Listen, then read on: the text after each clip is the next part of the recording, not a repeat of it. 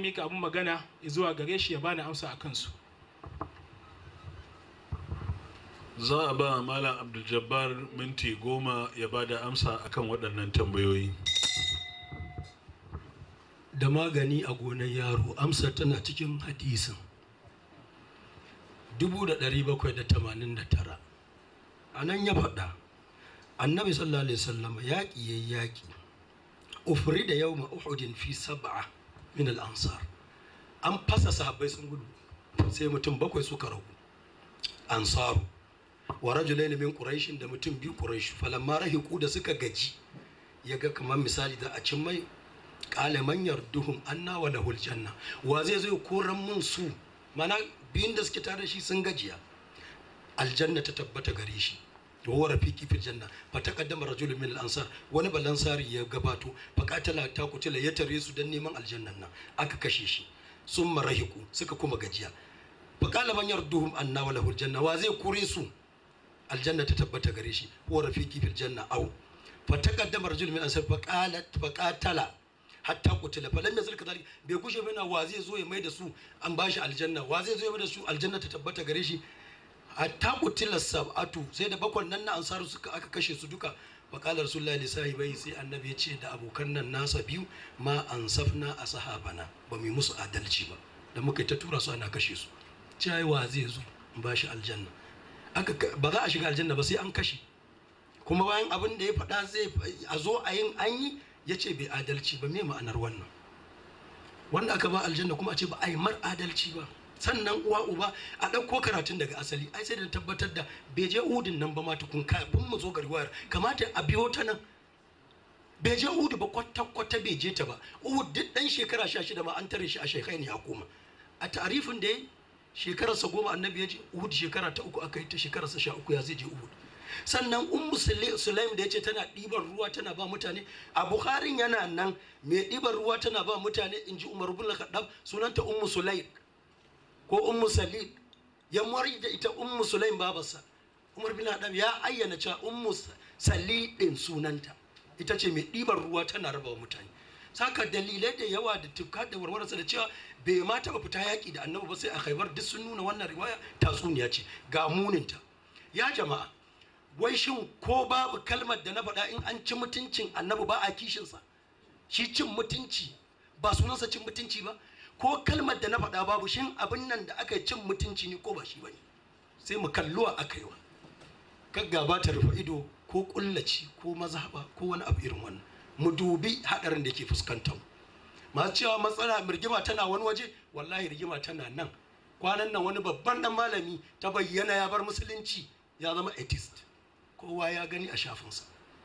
wanda yake kuma kan gaba gun fada da cewa mutane ba daidai suke musulunci ba. Yaya yau ana ta barin musulunci a cikinmu ana komawa ilhadi a ce matsala ba ta zo ba? Yaya yau tauraron dan adam ya hada duniya ta zama guguda, ka ce abin da ake yi in ma ba a Misir ake ba, ka ce Amerika ake, abin da ake Amerika da na Misir ɗaya ne inda ana kallo. Kuma bai kamata ku ban labarin wani ya tare shi ba, kamata a cikin ku ce kun tare shi. Yadda ni na baku labarin kun na tara kuka musa, kamata ya ce ku kuka tara cewa wani ya tare shi. Dama za a ce duk zaman da aka yi da shi ma an tare shi ana an ƙure shi, yana nufin duk a sauran an ƙure shi. Sadda nake cewa ina da abin nan programs ɗinsa na 300, wani yake cewa ga na 700 a wayarsa.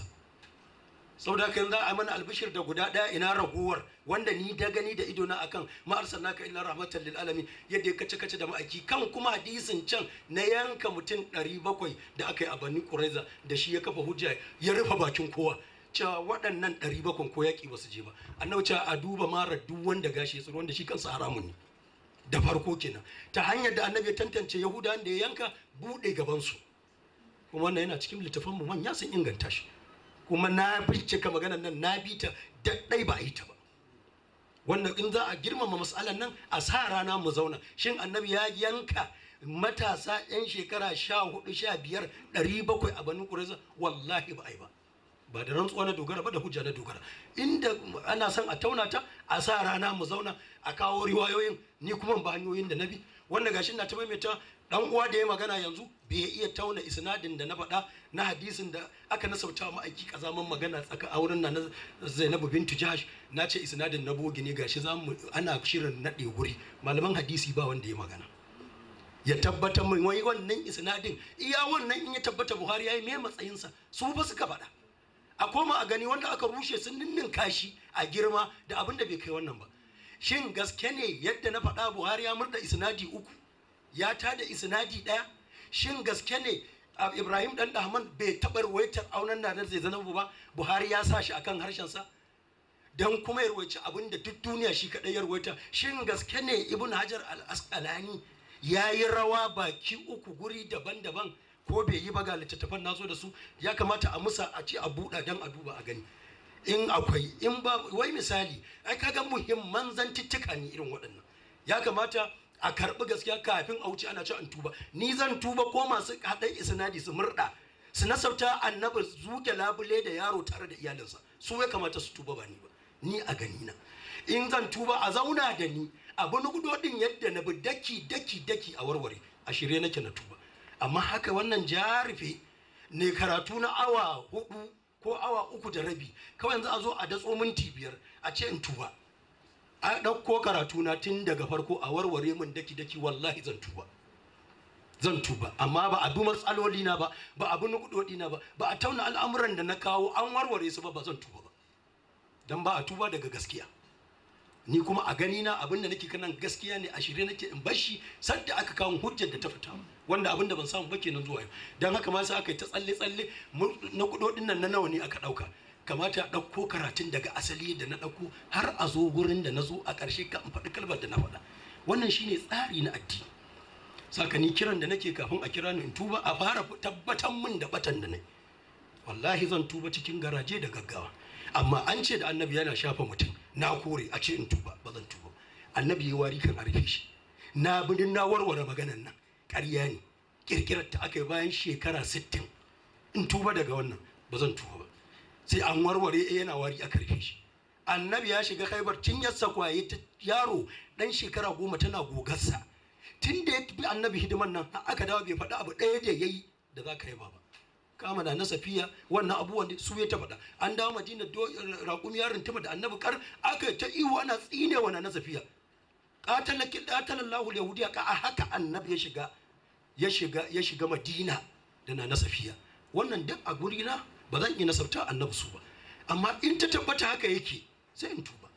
amma bayan an kawo min dalilan da suke nuna an yi kuma haka yake amma ba a tauna su ba a daddatso yayin da aka ga dama kawai a ce min in tuba a minti 10 kuma zan yi jawabi in ban ba in tuba fi sabilillahi ba a biyo hanyar da zan karɓi tuban nan ba a sake tsari